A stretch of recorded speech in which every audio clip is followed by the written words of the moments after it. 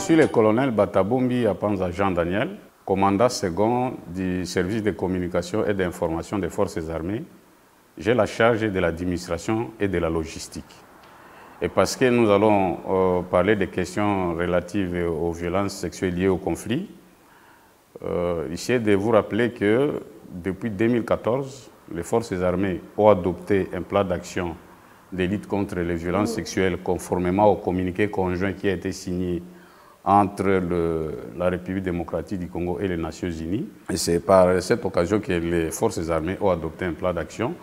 Et son Excellence, Monsieur le ministre de la Défense nationale et combattant, a mis en place une commission chargée du suivi de la mise en œuvre de ces plans d'action. Et cette commission, c'est sous la direction du ministre de la Défense, mais c'est présidé par le lieutenant-général Mutombo Katala et Joseph, qui est en même temps le premier président de la Haute Cour militaire. Et dans cette commission, moi j'assure le secrétariat.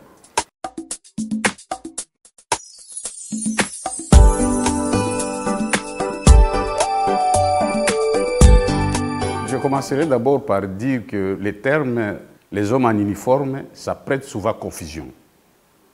Cette nébuleuse, vous allez trouver les maïmaïs, vous allez trouver les groupes armés, vous allez trouver des milices, vous allez trouver les gens de gardiennage, les entreprises du secteur de sécurité et de défense, et toute cette nébuleuse-là, on parle des hommes en uniforme, ça prête confusion.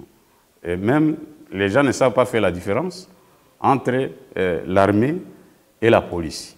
Mais moi, je vous dirais, si vous voulez savoir ce que nous sommes, vous parlerez plutôt de l'armée, parce que nous sommes de l'armée régulière. Alors, pourquoi on nous pointe du doigt? C'est tout simplement parce que nous sommes les symboles d'État, nous représentons le pouvoir public. Et donc, c'est nous qui avons la responsabilité devant Dieu et devant la nation à ce qui concerne la défense de l'intégrité du territoire de la République démocratique du Congo et de ses frontières, ainsi que la protection des populations et de ses biens. Donc, ils n'ont pas tort, ceux qui nous pointent du doigt, parce que c'est nous qui devons rendre des comptes.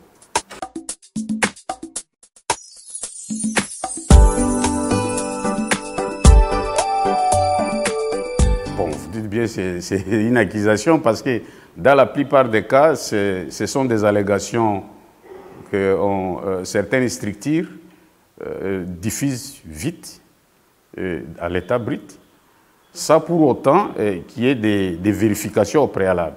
Vous savez, madame, dans les questions de violences sexuelles, pour certifier, pour dire que c'est un fait véridique, il faudra, 1, déterminer la nature des faits, de 2, il faut qu'il y ait l'identité de l'auteur et l'identité de la victime. Si un tel exercice n'est pas fait, par honnêteté intellectuelle, il faudra tout simplement parler des allégations. Auparavant, lorsqu'il y a la guerre dans notre pays, les irrationnels s'étaient installés avec toutes les forces en présence sur notre sol. Il y a eu des commissions de violations des droits humains. Mais dire que c'est les FARDC qui sont en première position, je m'inscris en faux. Je m'inscris en faux, ce n'est pas vrai ça.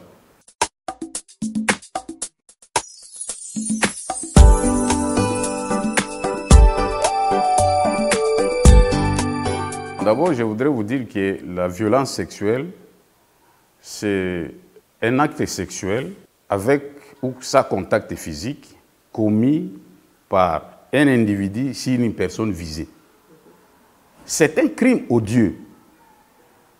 C'est un acte inacceptable et intolérable ici la population. Les violences sexuelles sont proscrites par les statuts du militaire des forces armées de la République démocratique du Congo. Les violences sexuelles sont proscrites par la législation nationale et les instruments internationaux. À cet effet, tous les membres des forces armées sont engagés à les prévenir et à sanctionner les victimes sans haine ni complaisance, avec la seule volonté d'exécuter les mots d'ordre de son Excellence, Monsieur le Président de la République, chef de l'État, qui est notre commandant suprême. Ici, je voulais parler de la politique de tolérance zéro, qu'il a lancée depuis le 24 janvier 2019 lors de son discours de l'investiture. Il veut à ce qu'il y ait l'instauration de l'état de droit. Donc nous, dans le cadre de la prévention, il y a plusieurs mesures. D'abord, il faut noter que le ministre de la Défense nationale a donné une instruction claire, une instruction écrite au chef d'état-major général pour insérer les modules des violences sexuelles dans les programmes de formation des forces armées, et c'est à tous les niveaux, des centres d'instruction jusqu'au niveau du collège des hautes études de stratégie et de défense.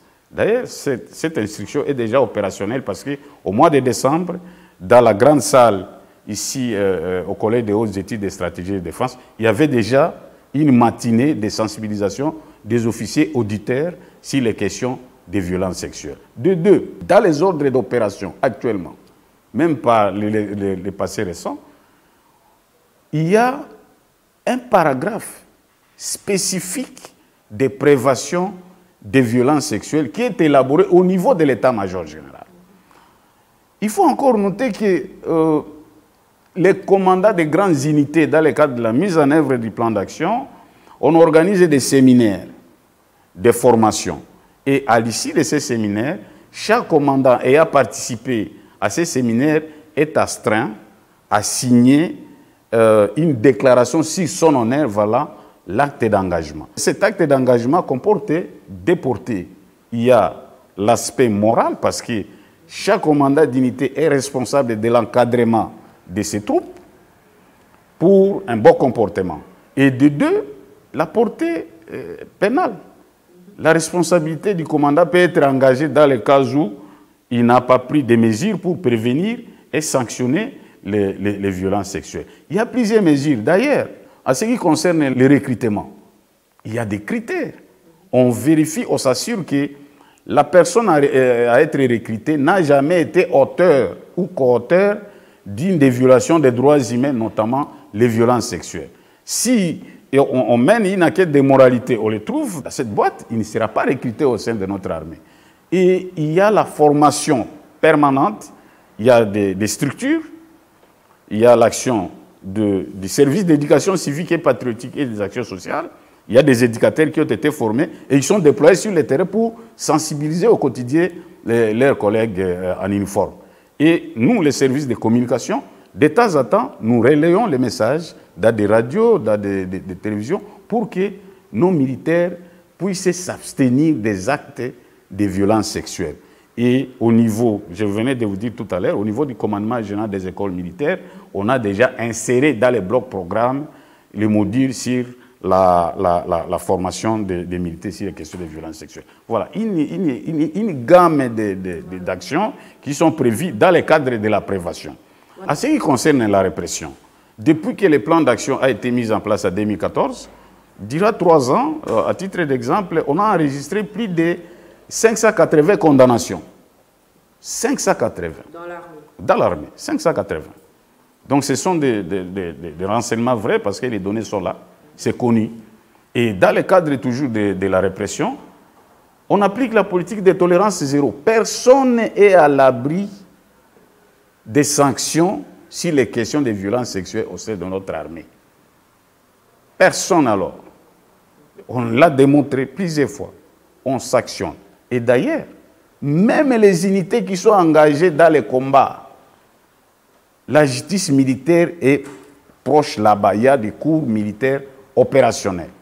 Et dès qu'il y a un cas de violence sexuelle qui se produit, directement, la justice militaire s'en saisit et on organise une audience foraine. Et si les cas sont avérés, l'auteur est sanctionné. Toujours dans le cadre de la répression, on a également formé plus de 450 acteurs judiciaires, civils et militaires, pour traiter avec diligence les questions relatives aux violences sexuelles et protéger les victimes et les témoins. Donc, dans ces volets répression, il y a aussi autant d'actions qui sont menées et des mesures qui sont prises avec l'application stricte de la politique tolérance zéro.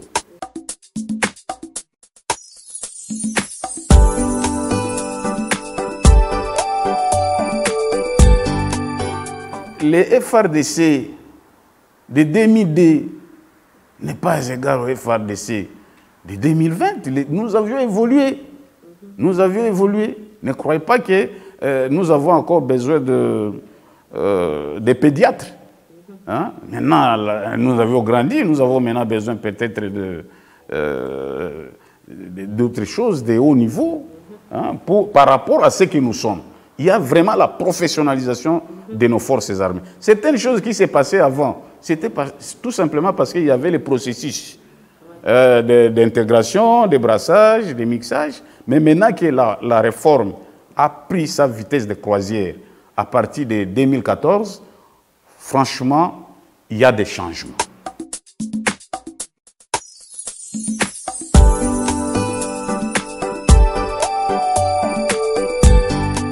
Oui, il y a de l'impact visible d'ailleurs. Si nous partons de l'installation de la commission qui s'est faite en 2015, en 2014, le Bureau conjoint des Nations Unies avait publié un rapport sur les violences sexuelles liées au conflit. Et les chiffres, c'était 3650 cas imputés aux forces armées. Mais en 2016, lorsque nous étions déjà en train de mettre en œuvre les plans d'action, il y a eu une évaluation à mi-parcours à l'auteur du fleuve. Et à cette occasion, la représentante spéciale du secrétaire général des Nations Unies chargée des violences sexuelles dans les zones de conflit, à son temps, Madame Bangoura avait déclaré publiquement qu'il y a la réduction à 50% des cas de violences sexuelles imputés aux forces armées. En 2017, toujours dans le cadre de la publication des rapports, parce que chaque année, le bureau du secrétaire général publie les rapports sur les violences sexuelles liées au conflit, le rapport de 2017 a démontré que nous sommes arrivés à 804 cas. Donc, vous voyez déjà que la tendance est baissière. Et récemment, le rapport du secrétaire général des Nations Unies, toujours, a démontré qu'il y a 308 cas imputés aux forces armées de la République démocratique du Congo. Et ce sont des statistiques des Nations Unies, on ne peut pas contester, mais néanmoins, peut-être des fois ça nécessite certaines vérifications parce que la question ici c'est de s'assurer que les auteurs sont punis. Voilà. Donc, partant de ces statistiques-là, 3650, aujourd'hui 308, cela veut dire que la tendance est baissière. Mais pour nous, les forces armées, les 308 cas-là, ce n'est pas tolérable.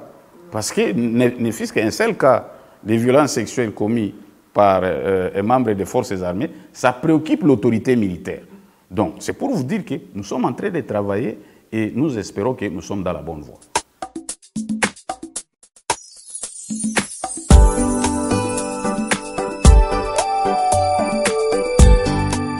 Oui, les défis sont de trois ordres. Les défis relatifs à la logistique et aux moyens financiers.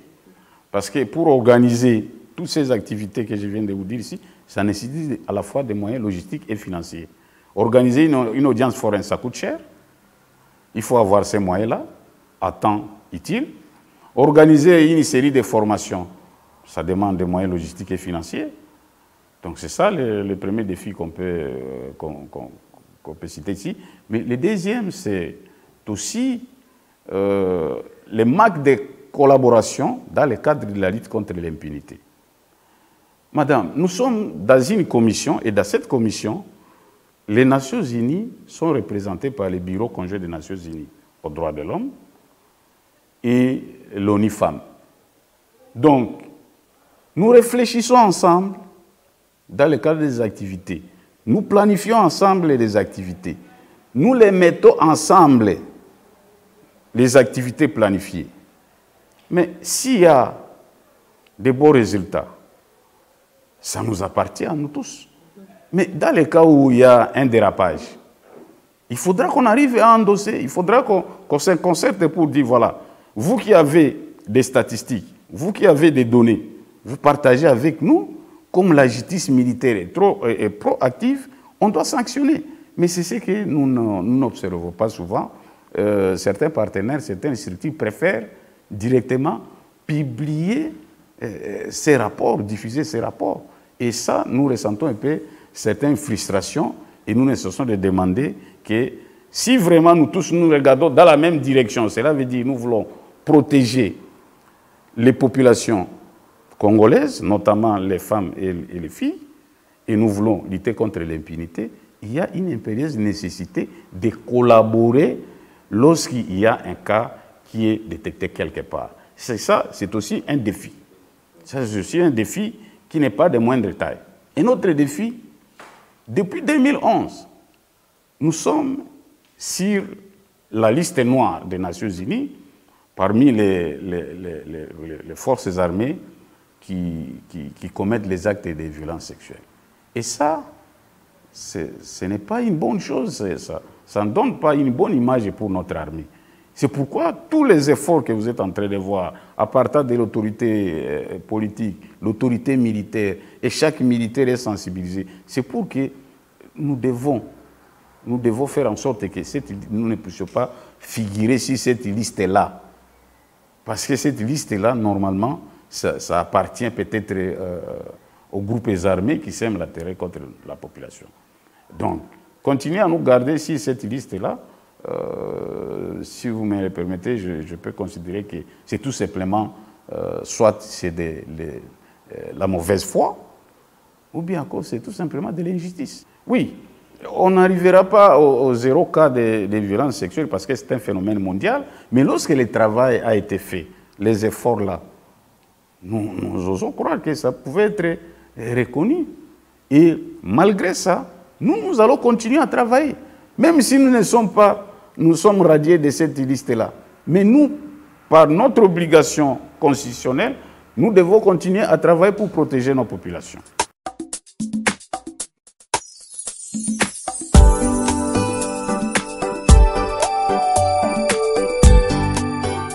Oui, nous commencerons d'abord par remercier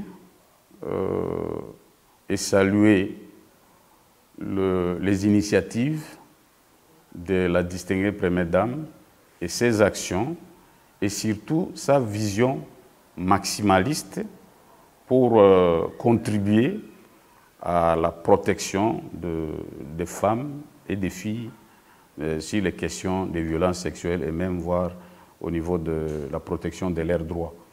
Et des promesses que nous avons de la distinguée Première Dame, ça nous encourage dans le cadre d'appui à la mise en œuvre du plan d'action de FARDC pour la lutte contre les violences sexuelles. De deux, je voudrais dire à tous mes compagnons d'armes qui me suivent maintenant que tout militaire de FARDC doit s'abstenir de commettre un acte de violence sexuelle. C'est incompatible aux valeurs militaires. C'est incompatible à notre mission. Tout acte de violence sexuelle au sein de l'armée doit être dénoncé et l'auteur devra être déféré vers les juridictions militaires compétentes pour que la justice soit rendue. Et je voudrais terminer en disant que tout ce qui s'est dit, je recommande à mes compagnons d'armes de résister au bruit des sirènes parce que tous ces rapports malveillants, c'est pour chercher à démoraliser nos militaires et ils ne doivent pas céder à ça parce que nous sommes sur la bonne voie. Nous avons des chefs, le commandant suprême est décidé à professionnaliser notre armée, donc c'est une fierté. Et toutes les autorités militaires sont engagées. Les chefs d'état-major général, les généraux d'armée Mbala Moussessé, ne cessent de dire, même à travers ces causeries morales, même à travers les instructions écrites, ils ne cessent de dire que les militaires des forces armées doivent se conformer au règlement, doivent se conformer à la discipline, doivent se conformer aux lois. Et c'est que peut-être que je voudrais terminer en disant que le travail qui est déjà fait au jour d'aujourd'hui mérite d'être reconnu. Cela pourrait passer par notre radiation de cette liste des Nations Unies qui nous considérait à ce moment comme les forces armées qui commettent des actes de violence sexuelle. Et nous sommes convaincus que nous sommes dans la bonne voie.